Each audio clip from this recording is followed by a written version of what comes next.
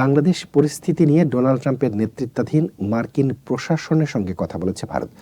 ভারতের পররাষ্ট্রমন্ত্রী এস জয়শঙ্কর ওয়াশিংটনে বুধবার এক সংবাদ সম্মেলনে একথা জানান। প্রেসিডেন্ট হিসেবে ট্রাম্পের শপথ গ্রহণ অনুষ্ঠানে যোগ দিতে জয়শঙ্কর ওয়াশিংটন সফর করেন।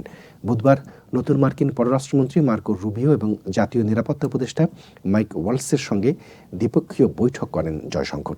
সেখানে বাংলাদেশ প্রসঙ্গে কথা হয়েছে কিনা এমন এক প্রশ্নের জবাবে ভারতের পররাষ্ট্রমন্ত্রী সাংবাদিকদের বলেন, হ্যাঁ, বাংলাদেশ বিষয়ে তাদের মধ্যে সংক্ষিপ্ত আলোচনা হয়েছে, তবে এ বিষয়ে বিস্তারিত বলতে অস্বীকৃতি জানান জয়শঙ্কর।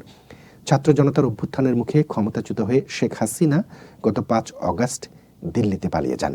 গত ৮ অগাস্ট ডক্টর মোহাম্মদ ইউনূসের নেতৃত্বে অন্তর্বর্তী সরকার দায়িত্ব নেয়। গণহত্যা ও মানবতা বিরোধী অপরাধ সহ বিভিন্ন অপরাধে জড়িত থাকার অভিযোগের মামলায় বিচারের মুখোমুখি করতে শেখ হাসিনাকে ফেরত চেয়ে ভারতকে কূটনৈতিক পত্র দিয়েছে সরকার। সব মিলিয়ে এক অস্বস্তিকর অবস্থা বিরাজ করছে দুদেশের সম্পর্কে।